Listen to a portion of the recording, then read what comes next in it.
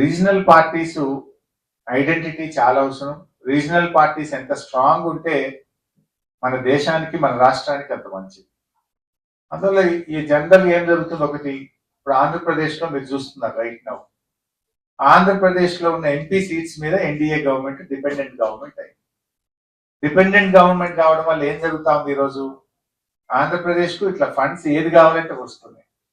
Vizag steel ప్లాంట్కి వచ్చింది, Amaravati capital funds వచ్చినాయి, ఇప్పుడు వైజాగ్ లో కొత్త రైల్వే జోన్ వస్తా ఉంది. లైక్ అట్లా చాలా అవకాశాలు ఆ స్టేట్ కు ఉపయోగపడతా ఉంది. తమిళనాడు కూడా మన గతంలో చూసేవాళ్ళం.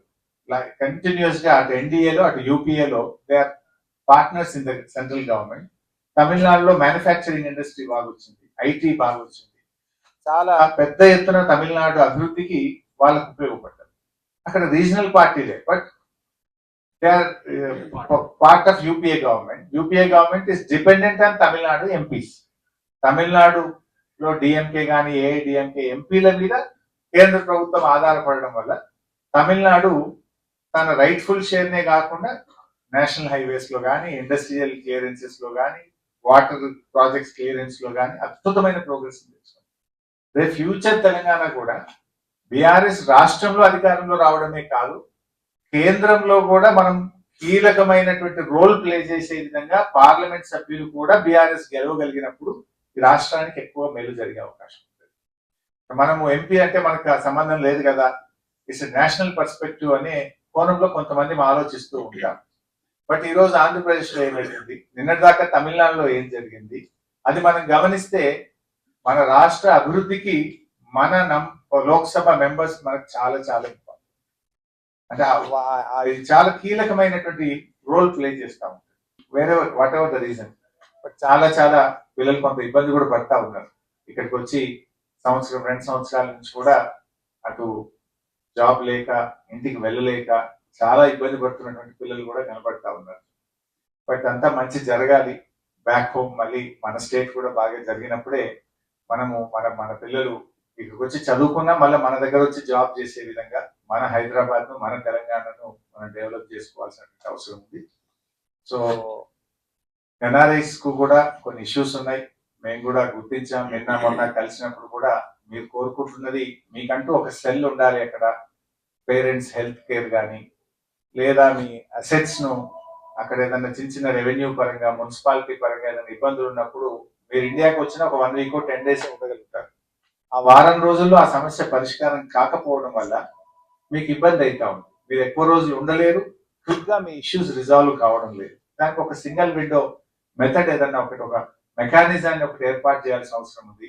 ఎన్ఆర్ఐస్ కి సంబంధించిన ప్రాపర్టీస్ ఇష్యూ కానీ, ల్యాండ్ ఇష్యూస్ కానీ, దానికి సంబంధించి మీరు ఈమెయిల్స్ ద్వారా పంపినప్పుడు లేదా మీరు బై కాల్ చేసినప్పుడు దానికంటూ ఒక ఆఫీసరు, దానికంటూ ఒక సెటప్ ఉంది to resolve all the land related, municipality related, property related issues ను సార్ట్అవుట్ చేస్తూ మీ యొక్క హక్కులను, మీ ఆస్తిపాస్తులను జాగ్రత్తగా కాపాడడానికి, ట్రాన్స్ఫర్స్ చేయడానికి, కావలసిన పర్మిషన్స్ పొందడానికి ఒక సింగిల్ విండో మెథడ్ ఏదైనా పెట్టాలి అనేటువంటిది చాలా మంది ఎన్ఆర్ఐస్ నుంచి కూడా నా దృష్టికి వచ్చింది. తప్పకుండా మళ్ళీ మన ప్రభుత్వం వచ్చిన తర్వాత దాన్ని కూడా ఏర్పాటు చేసుకుందాం. అదేవిధంగా బ్యాక్ హోమ్ లో పేరెంట్స్ పట్ల ఎవరికైనా అమ్మా నాన్న అంటే ప్రేమ ఉంటుంది. వాళ్ళ హెల్త్ ఇక్కడ మీకు పూర్తిగా ఇక్కడ తీసుకురాలేకపోతున్నారు, అక్కడ ఉంచి మీరు వాళ్ళని బాగా చూసుకోలేకపోతున్నామని ఒక తపన ఉంది. ఆ పేరెంటల్ హెల్త్ కేర్ విషయంలో కూడా ఒక మెకానిజం ఏదైనా డెవలప్ చేయాలి. ఎన్ఆర్ఐస్ వల్ల వాళ్ళు డబ్బులు ఇవ్వడానికి రెడీగా ఉన్నారు, కానీ వాళ్ళకు ఒక ప్రాపర్ కేర్, ఒక మెకానిజం ఏదైనా ఏర్పాటు చేయాల్సిన కూడా మీ అందరి నుంచి అడుగుతున్నారు. ఇంకా 3వ మీరు అడిగితే దేవుడి దర్శనం అడుగుతారు అంతే. వచ్చినప్పుడు ఆ ఉన్న వారం రోజుల్లో మీకు నచ్చిన దేవుడి దగ్గరికి వెళ్ళి దర్శనం చేసుకోవడానికి ఏదైనా ఒక సిస్టమ్ డెవలప్ చేయాలి. అంతే కదా మీరు అడిగేది. ఈ చిన్నపాటి ఇది ప్రభుత్వం నుంచి మేము మిస్ అవుతున్నాము, మాకు ఈ మెకానిజం కావాలి అని నిన్న మొన్న నన్ను కలిసినటువంటి చాలా మంది ఎన్ఆర్ఐస్ నా దృష్టిలో. ठीक है, अब सोशल मीडिया का आज मोदी साहब भी जाके कहीं चॉकलेट दिए तो 40 मिलियन दे के आओ, उससे क्या फायदा है? अपने देश के लिए क्या करते सोचो। ये जिमिक से, ये वीडियो से क्या होता देश के लिए? अब वो उचित का बात बोल रहे ना भाई, आप सोना खरीदना बंद करो, फॉरेन जाना बंद करो, पेट्रोल गाड़ी मत खरीदो, ये क्या है? इतने साल देश चला के ये बात नहीं बोले ना, देश के लिए क्या होना क्या नहीं होना सोच के डिसीजन लेना चाहिए ना. సార్ నా పేరు కార్తిక్ అండి, నేను ఎలిమినర్ కాన్స్టిట్యున్సీ నానే. సో నేను 2023 ఎలక్షన్స్ అప్పుడు ఇండియాలోనే ఉండే. నేను సుధీర్ రెడ్డి గారికి ఓటేసినాం. ఇది నా అబ్జర్వేషన్ యాక్చువల్లీ. దాన్ని మనం 2029 ఎలక్షన్స్లో మనం ఎట్లా ఓవర్కమ్ అవుదామని చెప్పి I want to know from you.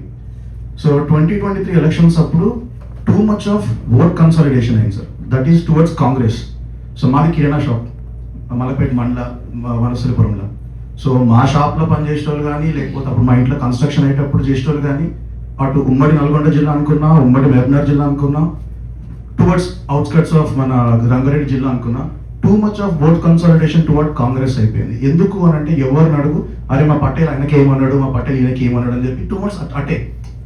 ఈ ఓట్ కన్సాలిడేషన్ ఇప్పుడు మళ్ళీ రైతులందరికీ తెలుసు, మనం 70,000 కోట్లు ఇచ్చినామని చెప్పేసి టువర్డ్స్ రైతు బంధు. మళ్ళీ మనం 2,000 రూపాయలు ప్రతి వీళ్ళకి ఇచ్చినాం, 4,000 రూపీస్ వీళ్ళకి వికలాంగులకు ఇచ్చినాం. అన్నీ తెలిసి కూడా ఓట్ కన్సాలిడేషన్ అయ్యి టువర్డ్స్ కాంగ్రెస్కి వెళ్ళిపోయింది. సో 2028 ఎలక్షన్స్ వచ్చినప్పుడు దాన్ని మనం దృష్టిలో పెట్టుకొని how is BRS party planning on overcoming this? ఇది మళ్ళీ ఓట్ కన్సాలిడేషన్ జరగకుండా మనకి ఫార్మర్స్ అవనివ్వండి, లేకపోతే అక్కడ ఉన్న వాళ్ళందరికీ ఎట్లా అవేర్నెస్ తీసుకొచ్చి మళ్ళీ బీఆర్ఎస్ వైపు మనం తీసుకొచ్చుకోగలం? What is your strategy? అంటే ఇప్పుడు రెండున్నాయి, వంశీ అంటే కదా, కార్తిక్ ఇప్పుడు రైతు బంధు మనం 10,000 ఇచ్చినాం, వాళ్ళు ఏమన్నారు, మేము 15,000 ఇస్తాము అన్నారు. So being in the government, మనం అప్పుడు గవర్నమెంట్లో ఉన్నాం కనుక ప్రాక్టికల్గా పాసిబుల్ కాదని we did not promise. Loan waiver అది సాధ్యం కాదు అని వీ డిడ్ నాట్ ప్రామిస్. వాళ్ళు ఏమనుకున్నారు, గెలుతామో గెలవమో ఏమన్నా కానీ అని చెప్పారు. లోన్ వేవర్ చెప్పిండ్రు, 15,000 రైతు బంధు అన్నారు, కౌలు రైతుకి ఇస్తామన్నారు, రైతుకి ఇస్తామన్నారు, ప్రతి పంటకు 500 బోనస్ ఇస్తామన్నారు. నిజంగా ఇప్పుడు 2.5 years అయింది, ఒక్కటన్నా అయింది అందులో బోనస్ వస్తలేదు. నీకు రైతు బంధు 15,000 అన్నారు కానీ అసలు ఇచ్చే 10,000 కూడా వస్తలేదు, మనం ఇచ్చింది కూడా బంద్ అయిపోయింది, మీకు కూడా రాలేదు.